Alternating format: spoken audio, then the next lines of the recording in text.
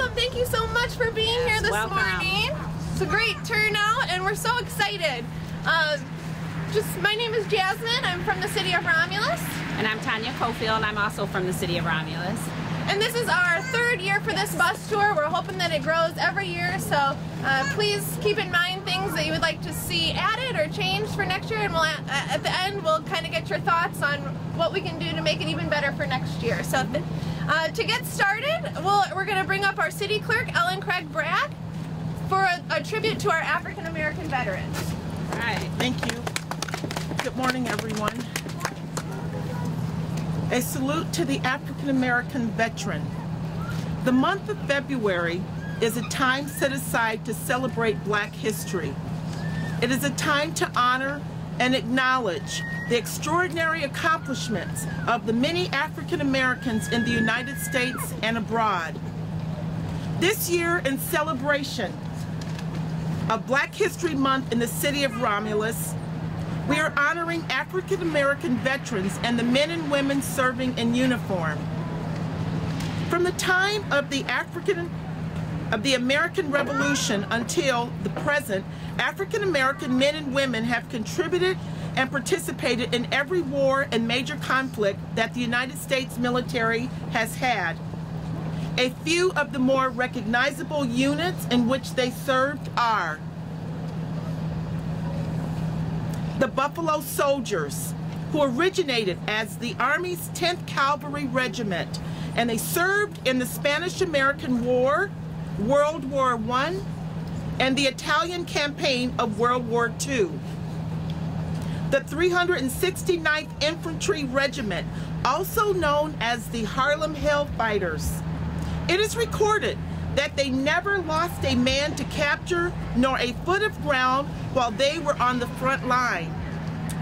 There was the Montford Point Camp Marines, who went through basic training in a segregated camp in spite of an executive order from President Franklin D. Roosevelt establishing the fair employment practice to erase discrimination in the armed forces.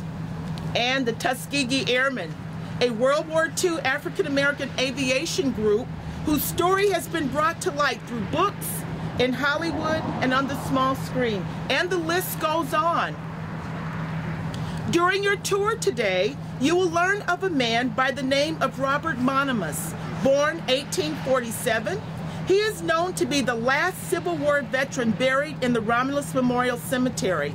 He was only 14 years old when he enlisted in the 102nd United States Colored Troops Union's Black Unit. He was 94 years of age at the time of his death on May 14, 1942. African American sailors and soldiers have sacrificed their lives for the freedom of all Americans, even when their freedoms were denied and they were treated as second-class citizens in a country for which they fought. Many African Americans served in wars only to come home to slavery, Jim Crow, lynching, and businesses that would not serve them just because of the color of their skin. Not to mention the hardships that they had to endure inside the military as well as outside. Even more noteworthy, African American military members, they committed themselves to defending other American citizens' rights to vote, although they were deprived of the same. Their impact on social and political climate of America was often dismissed or ignored. But despite all of these contradictions, African Americans in the military have been able to serve honorably and achieve a high standard of excellence and discipline throughout all branches of the armed forces. The ability to overcome and accomplish in spite of adversity is commendable. And African American men and women serving in uniform today should be proud of their ancestral and professional lineage. Frederick Douglass wrote, "A battle lost or won is easily described, understood, and appreciated. But the moral growth of a great nation requires reflection as well as observation to appreciate it." The history of African Americans in the military is not just Black history or for other African Americans, but it is American history. We all benefit when we take the time to learn about our history and the various cultures that make up the great melting pot in which we live. So, to the African American veteran and the men and women in uniform that are serving today, the city of Romulus salutes you, and we say thank you for your service. And at this time, can we take a moment of silence for those who have served and sacrificed their lives for the freedom in which we have today in this country.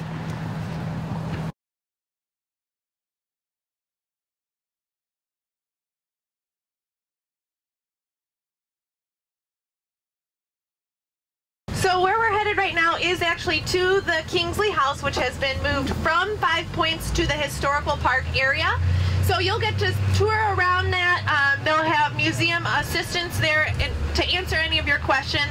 And at the Kingsley House, you will be able to see the trap door that led to this underground passageway that was for slaves to be hidden at. So as Tanya said, this house used to be located in the 5 Points area, which is where we'll be traveling to next to see the Wesleyan Church, which was also part of the Underground Railroad. So just keep in mind that this house actually used to be where we're headed to next. And you also have the chance here at this visit to go into the Romulus District #1 schoolhouse. You'll spend 15 minutes in each building. In the year 1839, the taxable inhabitants of District #1 here in Romulus held a meeting for the purpose of organizing a school district. They selected a site for the purpose of building a schoolhouse near the southeast corner of David J. Pullen's land, near Pullen's Corners. They voted to build a frame schoolhouse that summer. It was also voted to raise $200 for that purpose. That's all the money they needed to build a whole house. Their goal was to have the school finished by November 1st. Later in the official school minutes, it was mentioned that the building was red and trimmed in white, and as you can see, that's how it is restored to today. The school also had a board fence surrounding it. The walls and ceiling were made of plaster. Stove wood to keep the house warm was brought in by parents of the pupils. This school was taught by one teacher in the summer and one teacher in the winter. By 1892, the building had moved to the center of town where the police station now stands. After a few years, the population had outgrown the schoolhouse and it was sold and moved to Goddard Road. Later, it was used as a hall on Shook Road near the depot. Early in 1920, the building was sold again and converted the building into a residence. And then in 1985, the building was leased and given to the city of Romulus for use as a museum. The Historical Society restored and converted the building into the museum you see today. So the building to your left, the Historical Museum, I think has actually moved 5 different times since it was built in 1839. So it's traveled a lot around this little downtown area, and we hope you enjoy. Welcome to the Kingsley House. My name is Paul Varner. I'm museum director, and Gerald Winland will be giving you some information, and he's the president of the Romulus Historical Society. So welcome all you group. Mama. They've kind of given you information about the house and why we have this on the Underground Railroad tour, but Jerry will show you where one of the hiding places, when the people were coming up from the south and looking for freedom in Canada, they would stop at different houses and they would hide them for the evening or for the weekend, whatever that's needed. And this is one of the places that we found when we started to restore this house, because when the city received the house, it was 4 to 5 apartments, so there was nothing original inside. So we started tearing things off the walls, looking where doors were, and that's when we found this secret passageway. So Jerry will tell you more about it. And there was another much smaller trap door in that little closet that's off this bedroom. And the house, the way it's set up, this back bedroom was set up as a children's bedroom.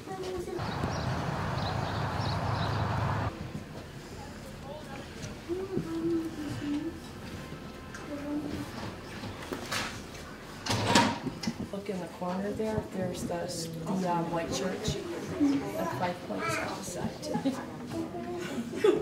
Does she know you're gonna?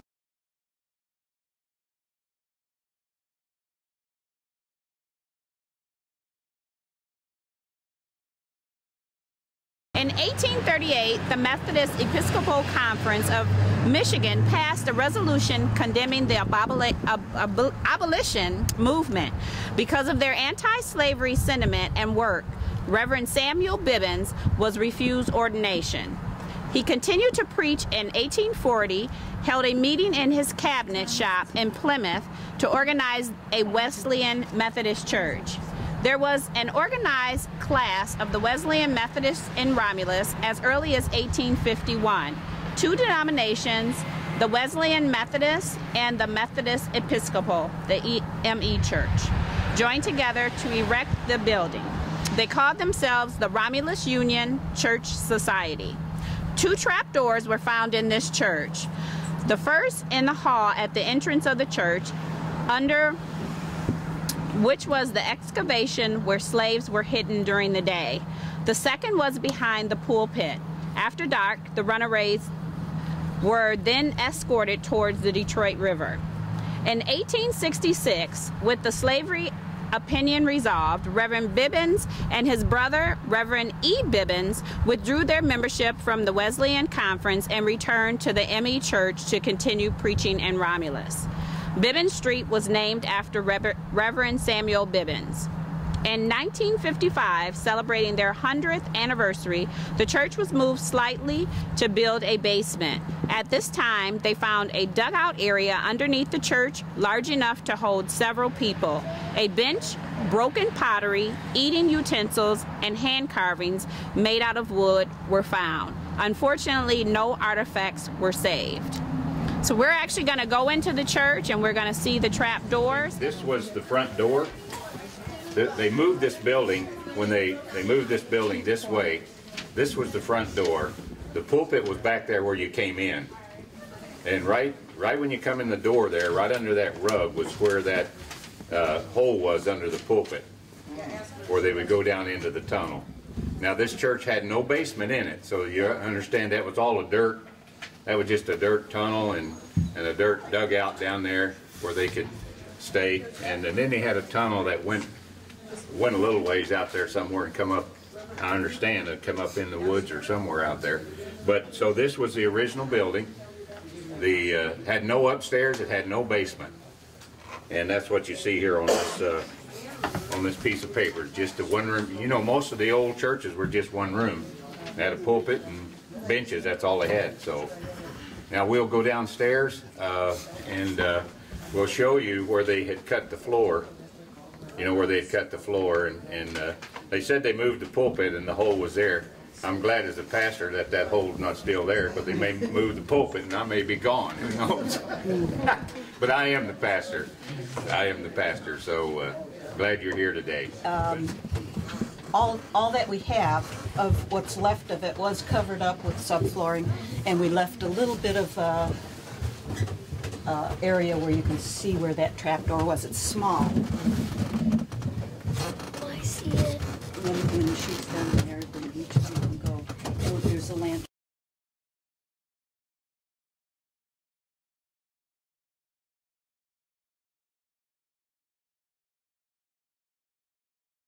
Who Fernandez was? Okay. He was a U.S. Marine, Private First Class. Fernandez was his name. He died as a casualty at the Vietnam War. He was a member of the Marine Corps until 1968, May the 9th. He had a daughter that was on the way. He passed away and was not able to see her, but they named her Kimberly. We actually reached out to Kimberly, and maybe next year this will be an addition to this story. So she is living, she lives in Saginaw, and we're just hoping that she will come along and be a part of this tour next time. Okay, he was killed with the arms of fire or a grenade. So we know that was traumatic, but they did recover his body. Got the Bronze Star Medal for bravery. He got the Purple Heart for his combat-related wounds, 1 Gold Star, the Vietnam Service Medal, Republic of Vietnam Campaign Service, National Defense Medal, and the Good Conduct Medal. This park was named in his honor in 1975.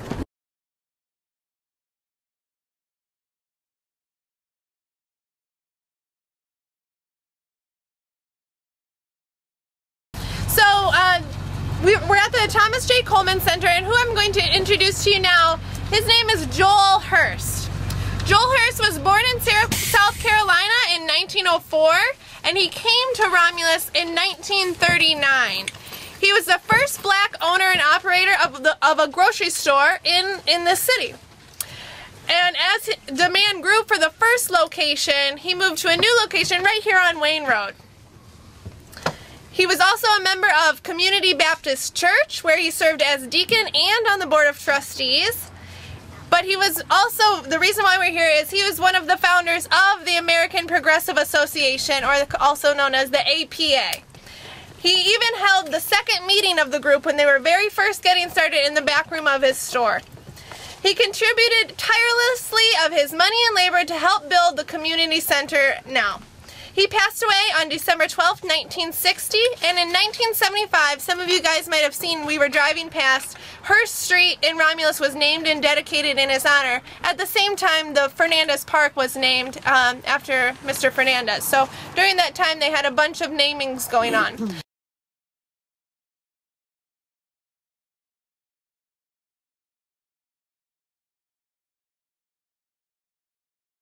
So we're here today at the gravesite of Mr. Robert Romulus.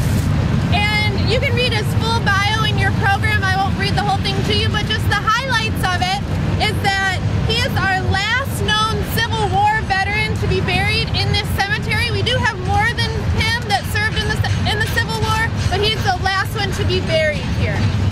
And he was 94 years old when he passed away, so lived a nice long life. But it's very interesting, he was only 14 years old when he went into the service. Now, how old are you? 12. So just 2 years older than you, and this young man goes out to serve for his country. I mean, it's really amazing. So let's see. So he was enlisted in the 102nd United States Colored Troop Union's Black Unit, and so he went into the service in 1861. And the interesting thing about this unit and almost all colored units during the Civil War is that they were all voluntary. Whites were subject to the draft, but the blacks had to volunteer. So that was by choice that they went to serve in the war. They started in Detroit and they traveled. They went down south and fought. Let's see, just some other highlights here. Their last battle was in 1865. So he was only in battle 3 or 4 years. And if you guys know, so we have this monument here. There's a couple other family members buried next to him, but some of the descendants of Mononus are still living in the city with the last name of Roussan. So if you know any of the Roussan family, Yes, we do. Jerry Roussan was Robert Mononus's grandson. So that's kind of how it still ties back to very relevant families here today. So, yeah. So that's about Robert Mononus. Tanya has some more information about the actual unit that he served in. Okay, just remember, $10. What can we buy with $10 today? Somebody said nothing. Okay, when they went to service, they were paid $10 for the month to serve. And $3 of that $10 went to their uniforms. So they had to pay for their own uniforms. Yes, so they had to pay for their uniforms, and just ironically, you think a $10 bill is really not a whole lot of money.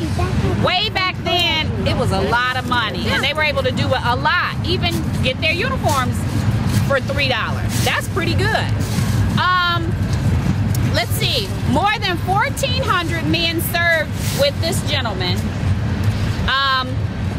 And how this actually ties into what we're actually achieving today by walking through the bus tour. This road that you guys are standing on was actually the road that they traveled. The slaves actually traveled to get to Michigan Avenue. So you're standing on a part of history that is so important, because we don't really realize it. When you hear the stories and everything, you think about it, but you guys are actually standing on a piece of history. So remember that. To remember the effort of this troop, a Michigan historical site was created on March the 1st, 1968.